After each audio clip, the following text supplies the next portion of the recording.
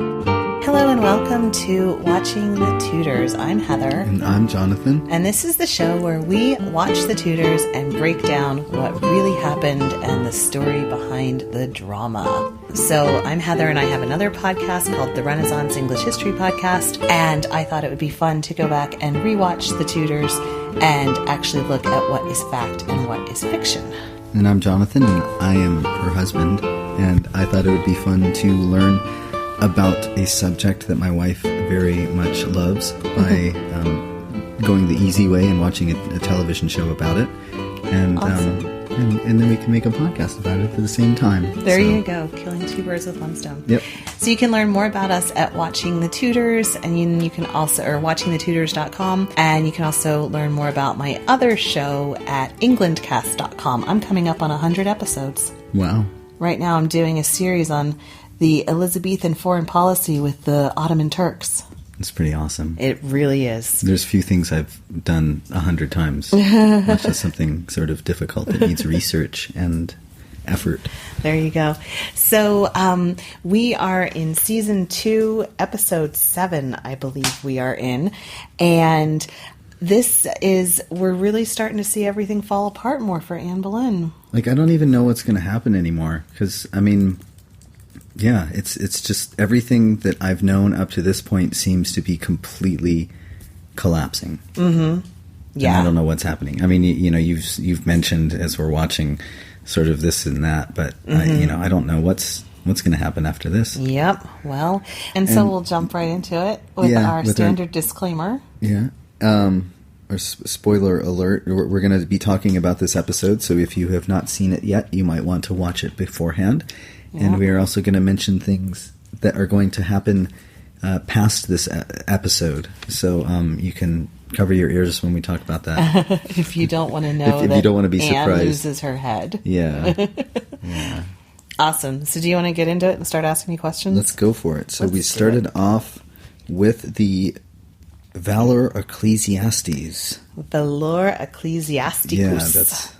Oh, well, no, this was a book about that Cromwell wrote, and this is looking more at the dissolution of the monasteries. So this was... all the notes of... Yeah, it was the survey of the finances of the Church of England and Wales and the English-controlled parts of Ireland. Mm-hmm. And it was published in 1535. Well, Cromwell put it together in 1535. And it listed all of the assets that Henry could take and fill his coffers to make war with France. Wow. Yeah.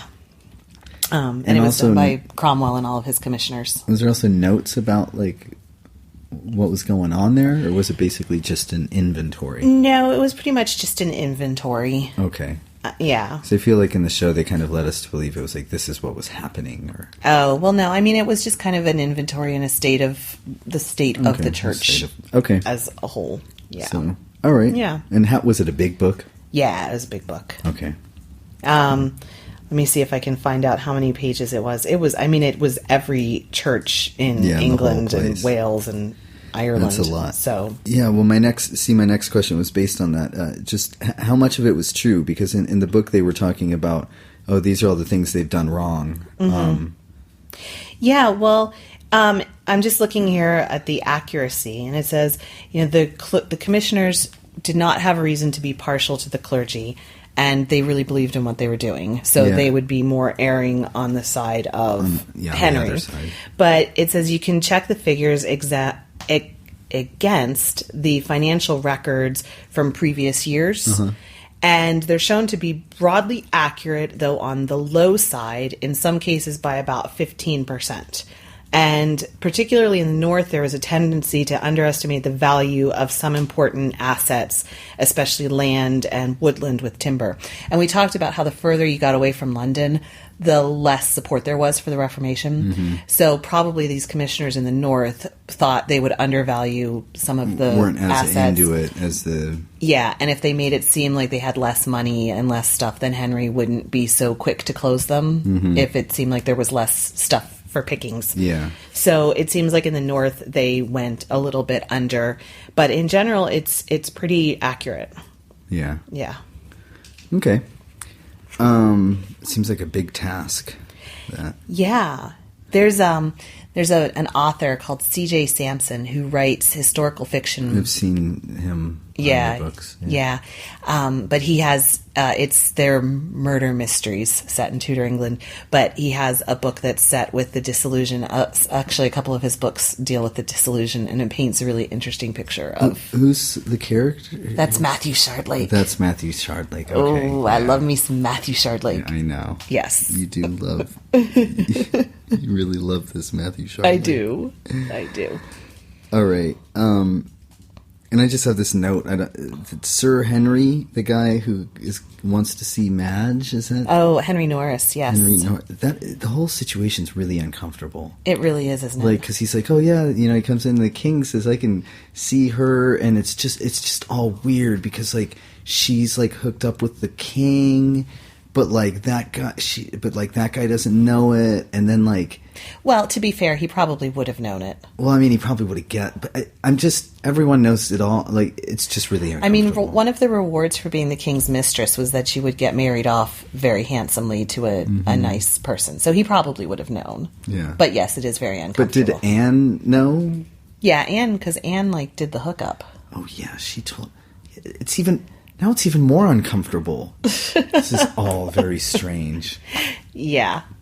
The Tudor court was not a boring place to be. Oh, what? Okay. You're bothered by that? No, my head just spinning. It's like... Yeah. It's like little girls, like, in Tudor England dreamed to grow up to be the king's mistress because... Then they'd get a really good husband. And if they bore him a son, like Bessie Blount with Henry Fitzroy, then you're set for life. I swear. So then Anne is, going off about how she wants them dead. Yes. Like, was this like a thing with her? I mean, did she really want them dead? Do we know that? Yeah. I mean... Like, were there letters or anything? She made a lot of comments, and I do think when it talked about if Henry makes her regent, she could order their deaths. I do think there was fear that would happen. She really would, so. Yeah. But, nobody can know her innermost thoughts. Yeah, for sure. I mean, she didn't write it in a diary that we found or something. But it is true that she made comments like that, and there was fear. There was fear for them. Okay. Yeah. All right. And did Anne really go, she's seeming to go mad? Like, did she really kind of go mad towards the end? Well, do we know? Or? I mean, I think this is probably a pretty accurate depiction of what was going on with her. Yeah. Just seeing Well, and the thing is, the Boleyn faction made so many enemies on their way up. Yeah. And their power was tied only to the king's lust for Anne. Mm-hmm. It wasn't like they got there on their own. It wasn't like and they had this big, swell of support behind them. Right. Like, they kind of stabbed everyone in the back all the way up. Exactly. Up to the top. And it wasn't even like they became Henry's right-hand man like Wolsey did, and then Wolsey could disperse favors and stuff like that. Like, they were there solely because... one string. Exactly. And so as soon as that started unraveling... There was nothing. It's a bad scene. There was nobody. You have nothing else to offer. Yeah, kind of. And Anne wasn't. She promised a son. She promised time and time again, and a son is not forthcoming. No, but she's pregnant. She is pregnant. Wink, wink. Well, yeah. Yeah. So the next thing we saw was the monasteries. Okay. And they got the announcement that they were going to be shut down, and then later we saw them kind of getting busted up and everything taken. Did all the monasteries in England just get boarded up? Did all the what kind of in general? I guess what was sort of the fate? In their land would largely be seized. Some of the people And they would be sort of torn down if there was lumber or building materials to have. Mm-hmm. Now, certainly not everything Westminster Abbey is still there. There's lots of cathedrals wouldn't have been torn down because they would have been reappropriated to be Church of England. Mm-hmm. But there's a lot of these kind of ruins like Glastonbury, and you see these places all over in Whitby Abbey, all these places that had been abbeys and they've just fell into ruin, and like certain walls fell down because Henry took the building material, and so the monks, the head guys, might be given a clerical job if they were willing to go along with the Church of England. Yeah. If they weren't, and the monks in general some of them would be given pensions. And actually, the oldest monk who was on a government pension died in 1607, like 70 years after his monastery was dissolved. So he lived for a long time. So they were given pensions. A lot of them had other skills. They were teachers or physicians or something that they could do outside. For women, for nuns, it was actually much harder because women couldn't ply a trade, as it were. Mm-hmm. So there are stories of, women having to go home and live with their families, and if their families would take them. There's actually some stories of like a wealthy abbess who invites everybody to come back to her house, and they try and recreate their life in her family home. Yeah. Her family was Catholic sympathizers, and so they tried to, recreate. Just have a commune or whatever. Exactly. So the abbess invited anybody who wanted to come back to stay there. What's an abbess? The head lady nun. Okay. Mother abbess or whatever, yeah. Okay. So they kind of tried to get work where they could, and if they were agreeable to working within Henry's new church, then they could probably put him in a position or whatever. Right, and if not, they could try to do something in the secular world, or they'd be given a pension if there was nothing else for them. Yeah. Yeah. Okay. And then next they had the little scene where they were eating dinner, Henry and Anne. Oh yes. And Anne seemed worried about the food because she's getting really paranoid about everything. Yeah. And Henry mentioned, don't worry, it's been tasted or tested or whatever. Like, it just got me curious. I was thinking, that sounds like a really horrible job, but then again, it sounds like a really great job because like, they're not getting poisoned all the time. So it's like you just get to eat like a king. And until the day you get poisoned and you die. Right, but you were probably right there next to the king, because you wouldn't taste it down in the kitchens and then have it brought up, because that might. So you were. It's like the groom of the stool, right? The person who's like right there while the king's going to the bathroom. So you're right there with the king, so you get to hear all the conversations. And even if you don't get to talk to him, you get to hear everything that's going on. And so it was actually a pretty decent job to have during that period. And until your face fell off because the soup was poisoned. Well, the other thing, so food tasters were also responsible for overseeing the preparation of the food a lot of times too, because they would want to make sure that they weren't going to get poisoned. So, their whole job was to be really diligent from start to finish about all of it. So they're kind of like kitchen managers or something. Yeah. And they would also provide evidence if somebody did get sick. They would provide evidence about that. And the other thing, though, is that it didn't always work, because a lot of times there were like slow acting poisons and stuff like that. So, and they were right there with the cupbearer as well, was the person who handled the wine and the poisoning of the wine and serving the wine and like the whole. Yeah. So they were just kind of overseeing the whole situation from the food side.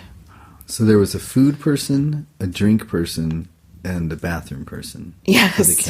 Yes. That's cool. Was there any other person? I mean, not that I know he had servants all over the place, but were those are like the bodily function people? Yeah.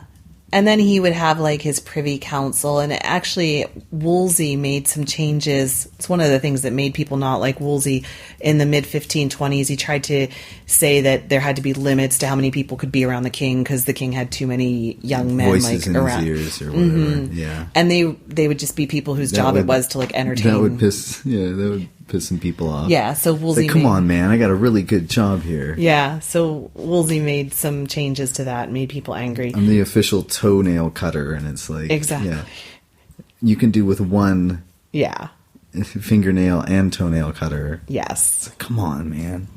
Yes. All right, Woolsey, we're gonna kill you. Just... Do you know that they still employ food tasters to this day? And just looking through here, apparently in 2009, President Obama made headlines when a food taster tested his food when he was visiting France. So, there you go. Next is Cromwell was having dinner with that guy, Cranmer. Cranmer, Cranmer. Yeah. Mm-hmm. And his wife. That was sort of a funny scene with, them talking and her in her box. Yeah. But my question was, like, Cromwell. Uh-huh. I know you weren't there, but do you think he was kind of like braggy like that? Like kind of, all like high and holy about, I'm just shutting stuff down, right? I mean, do you think he took it seriously, or do you think it was just like, yeah, I'm getting all those stupid I Catholic think it was churches. both. I think he saw this. I think he was really super proud of himself that he could both get the Catholic churches and do it in this. And like we said, Henry was never a Protestant. Mm-hmm. The only way Henry would have agreed to this was if there was something really in it for him. And Cromwell was a genius. Made he something found in it for him. Something in it for Henry. Here's money. If Cromwell would have gone to him with theological arguments, Henry would have bested him and would have come up with every kind of reason why the monastery should still be there. Mm-hmm. But Cromwell said, here, this is what's in it for you. Money and they're using it really horribly, and it's your money. Yeah, and he was a genius for that. And so I think that he was he was proud of what he was able to do, and he did believe deeply that he was a Protestant, and by all accounts, I don't know that there's ever a document where he said I am a Protestant, but by all accounts he was a reformer and a Protestant, and he figured out a way to do it. And I think he'd be pretty proud of himself. I'd be pretty proud of myself too. Yeah. And it lasted pretty well for him until it didn't. Until it didn't. Just like our girl's really happy until she's not. Yep. Do you think Anne, like this is sort of like a bigger question. Do you think Anne could have stayed around if she had played things differently? Like if she had just not, if she had, I don't know. Well, acted different. If she had acted different, and if she had had a son. Well, yes, if she had a son, but just if... I think if she had acted differently, if she hadn't gotten so secure, like you saw, she was then threatening, well, we get to it where she's threatening Cromwell, and that's why Cromwell then turned against her, because Cromwell truly felt like he was in danger. And, and so if she would have cultivated her friends a little bit more, if she would have been a little bit more gracious with it, if she wouldn't have helped people, so people given out some favors, so people owed her back instead of just threatening people, and also not been like crazy with the king, I guess is sort of how I mean it too.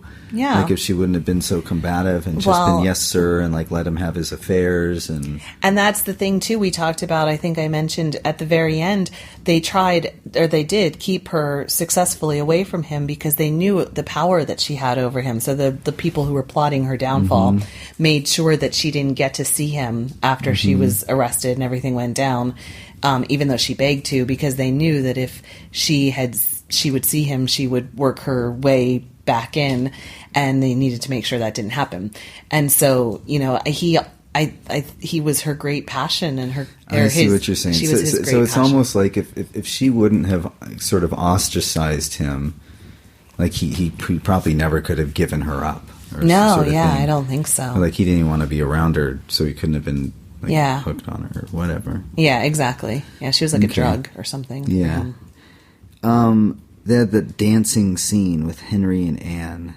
Yes. Did Henry and Anne and or royalty in general, like, did they all know how to dance? Like, yes. Pretty good? Like, is that something they would, like, learn? Like when they were young, or yeah, and they would practice, like the queen would practice the steps with her ladies, and ladies and men both learned their dances and knew the steps, and whenever and then foreign at dances or balls or whatever you called them, everybody knew what to do. You get to dance with the boys. Yeah, exactly. And if there was the big thing when Catherine came from Spain, introducing all these Spanish dances to her ladies and to England. So if there was a foreign person that could teach you new dances and stuff, that was always fun. And fun. Yeah. You were showing me a YouTube video of that dance. Mm-hmm. The Volta. Mm-hmm. It's a pretty hot dance, isn't it? Like, yeah, you can see the hotness. I can see the hotness for mid 1500. I mean, it's no dancing. Patrick Swayze and Dirty Dancing, but it's got something going for it. And apparently, we didn't watch, but apparently there was a big dancing commercial on the Super Bowl that we missed. Oh. With like two football players are dancing with each other to Dirty Dancing. Oh, wow. I should watch that. So we'll have to take a look. But okay. All right. Well, there you go. Mm-hmm. Did royalty know how to dance? Would that scene so now that we know royalty know how to dance, would that have in any way taken place? I mean, not exactly that, but I mean, Henry and Anne would have just gotten up in front of the whole crowd and just done a little dance for everyone, and everyone would have then clapped. And yeah, okay. And Anne had the fact that they were in her apartments too, and not in the big banqueting area. That was a little private party she was having. She would have dancing like that in her room, and it's just cool. Yeah. I just can't imagine the Queen of England stopping everyone on the dance floor and being all right, here I come. I mean, even though she's a little old, so use what's her son, Charles? Charles and Camilla. All right, everyone clear the floor. we're gonna show y'all what we got in store. Yeah, I can't see it, but that would be. So then, our poor dear sweet Catherine. Or maybe my poor dear sweet Catherine. Your poor dear sweet Catherine. Was she really sick for a long time? Yes, she was. She was on her deathbed for months. It's forever. Anne's just when is she going to die? Exactly. They keep telling me how close to death she is. Yep. All right. And I just want to make it clear, I'm not crazy about Anne either. I don't really have a dog in this fight or a pony in this race, but I don't see Catherine as this tragic... It's a great tragic story. Catherine knew exactly what she was doing, and she was I think that takes away her agency to make her like that, to be honest. To put her into this pigeonhole of the tragic... she was a three-dimensional woman who was intelligent and smart, and she knew what she was doing, and she made her choices, and she made her choices knowing full well what was going to happen, and she played it the way she played it. And I think that to try and make her this stereotypical wronged woman takes away from her brilliance. Her greatness. Yeah, she played her role. Everybody admired how strong she was, and she played it, and she made a choice, and she knew she could have retired to an abbey and lived a great. And the other thing is there was precedent. It's not people say, oh, it was, he wanted this divorce. It was so unusual. 25 years prior, the King of France did the exact same thing and put his wife away in a nunnery. Henry needed a son. She knew that as much as, she understands dynastic policies. She understood England enough to know the Wars, the Roses. She knew what was going on. It would have been so easy for her to just say, fine, I'll take, and to negotiate. I'm sure he even would have been willing to negotiate having Mary be, right after son, even before daughter. Have the son first and then have Mary, even before any daughter with Elizabeth. I'm sure Henry would have been agreeable to something like that. But, she didn't want to do it. All right. So she wasn't this tragic, wronged woman. Yep. Yeah. Cool. Okay. All right. So then my next question is about the scene where they're destroying the monastery. Yes. And I don't know who was talking to who, but they were saying, oh, they're French because Cromwell hired the foreign, mercenaries because the English people couldn't destroy their own faith. Yeah. And we kind of looked it up. Yeah, we spent a lot of time trying to find this. And we couldn't really find anything that said... Well... We found one thing, yes? Yeah, well, the first thing is when you look at Huguenots in England, they don't really make much of an appearance until after Henry's reign, until Edward VI's reign. And then there was an influx after that. So... that's one thing that they don't really show up in the records. And then when we were just looking to see if we could find any evidence of Cromwell hiring foreign mercenaries to tear down the churches, the only thing we could find is a mention of Cromwell hiring foreign mercenaries. Yes. In a book called Had the Queen Lived? An Alternative History of Anne Boleyn. Yeah. Which was, written in 2011. It's historical fiction. It's not... Yeah. Like... So it's not a... It's not a textbook or anything. And... So possibly, we're not sure. Maybe he watched the Tudors and came up with that little tidbit. Yes. All of the stuff that I just did a whole big series on the English Reformation and the Disillusion for my other show. Mm-hmm. I never read anything about foreign mercenaries. Yeah. And, I think that if that had happened, the rebellions would have been so much more than they were. Have, these foreign people, tearing our things down. I mean, you can imagine, there's people will obey the king's men. Mm-hmm. And these people who were sent, the commissioners, it's not like people, they didn't want to tear them. They were getting money for it. It was a job for them, And so, to say, they weren't going to tear down their heritage... the people who were sent there to do that, they didn't care. Yeah. They were probably Protestants too and thought it was a good thing. And so I can't imagine if a whole wave of French people, especially this is when England was at war with France off and on, and they hated French people. And the amount of people they would have to make any impact to go around all the churches in England. Right. And so if there's suddenly this wave of French Huguenots closing English churches, I haven't read about it. I would have heard about this. Okay. Yeah. Yeah, I had a silly question of how would the world be different if Catherine would have had a son? And we kind of talked about it. We did. Yeah. Well, and we said there probably wouldn't have been a Reformation in England because Henry wouldn't have felt a need. He was still, as early as or as late as the 1520s, early 1520s when he wrote against Luther. He was the defender of the faith. So if she had had a son, he probably would have just stayed that course. It's possible he would have met Anne Boleyn, and it's possible he might have still wanted to divorce Catherine, or if Catherine wasn't, I know he would have just had an affair if there was a son. He would have had her as a mistress, and if she wouldn't give in to him as a mistress, he might have moved on. I don't know, who knows? But if there was a son there, I don't think it would have gotten to the point. Yeah. And so then, because of that, then we wouldn't have had, if there was another son before from Catherine, we wouldn't have had the reign of Edward having been raised Protestant. Mm-hmm. We wouldn't have had Elizabeth from Anne Boleyn. Yeah. So, it would have been very different. Interesting. And Catherine really was not allowed to see Mary before she died, correct? No, she was not. There were years that she wasn't, 3 or 4 years. Yeah. And I was so confused.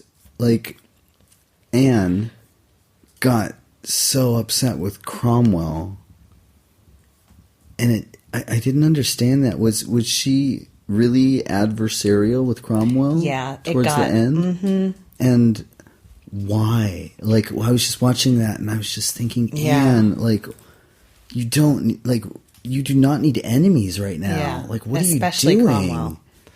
Well, she didn't. She didn't like. Was she just losing her mind? No, she didn't like what he was doing. No, I know, but I mean, is she that stupid? I mean, it seems like the writing's on the wall, and she doesn't need more people. I mean, she knows all these people, these people at the top. They're all out for blood. You know, and it just seems like she's smarter than that. Well, but she still thinks she has Henry wrapped around. She still thinks, well, I'm the queen. And she still thinks Henry loves me. And he doesn't. Yeah. He doesn't care. Yeah. But she's been 7 years, 8 years of this. More than that. Yeah. Since 9 years at this point of this. Of just having him wrapped around her little finger. It's nuts. Like the king. Yeah, I mean, I guess, yeah. Well, I don't know. It just doesn't seem very, very wise. No, it doesn't. And then who, or if this was was it a real person, this Elizabeth, the one who was with Catherine till the end? Like the blonde is... That's based on Thomas Wyatt's mistress. Okay. Elizabeth Darrell. Yeah. And she did not hang herself. Okay. She went back to court and served. Okay. So, yeah. Okay, but she really stayed with Catherine till, like, she was very dedicated. I think so, yeah. Dedicated to Catherine, and she... Yeah. Okay. And she, did not kill herself. Oh, and then the letter... Was that do we have that, or was it a real letter? The Catherine to Henry on her deathbed? Yeah, that was a real. So this letter, it's claimed that she wrote this letter. Okay. But we don't have the letter anymore. Okay. So but we think. Yes. People say, word on the street is that the letter exists. Oh, yeah. Well, some historians say that it doesn't exist. But there's debate, I guess, about whether or not it existed. But we do have... So we have that she wrote this letter to Henry, although Giles Tremlett, who's a biographer, said that the letter is almost certainly fictitious. But that letter is... that we have that written down, that's what Catherine said to Henry. Whether it's true or not, it's apocryphal. Okay. Yeah. Yeah. All right. That would have been tough for Henry, I imagine. Well, but I think by that point, everybody was just relieved. Yeah. He's just like, oh, God, that's one less headache. And the first thing that he said when she died was, his first response was, we're free from the threat of war. That was like what he said was, God be praised, we're free from the threat of war from the emperor. Yeah. And so for him, he now had options to negotiate with the emperor. He now had, a lot of options opened up to him with her death. Yeah. So from a foreign policy perspective, he was pretty happy about that.